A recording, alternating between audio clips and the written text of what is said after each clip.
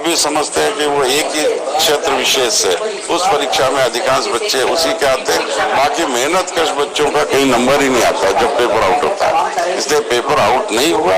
It is crime of act of crime. ये अपराध है, जिसने अपराध किया उसको सरकार और माननीय न्यायालय उचित दंड देगा। कुछ परिणामों को भी रोका गया कुछ परिणाम नहीं, लेवल 1 में बीएड और डीएलएड का रोका गया। ये माननीय उच्च न्यायालय का निर्देश है कि परिणाम इनको परीक्षा में बिठाया जाए। हमने बिठाया। माननीय उच्च न्यायालय के आदेश है कि इनका परीक्षा परिणाम न्यायालय के निर्णय तक जारी नहीं किया जाए। तो जो कोर्ट के आदेश थे उनको मान और उनके बयान के बाद दोस्तों यहाँ पर यह भी खबरें चल रही है कि राजस्थान में सभी टॉप स्टूडेंट जो 135 है उनका दोबारा एग्ज़ाम हो सकता है और सीबीआई की जांच भी होगी।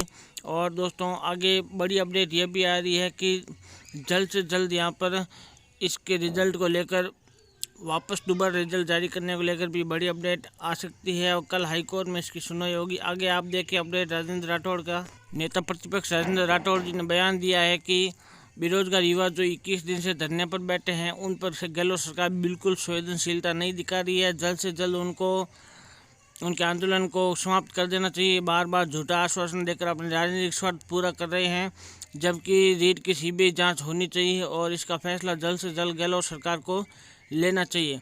तो दोस्तों बड़ी अपडेट यहाँ पर आ रही है, ये भी आप देख सकते हैं।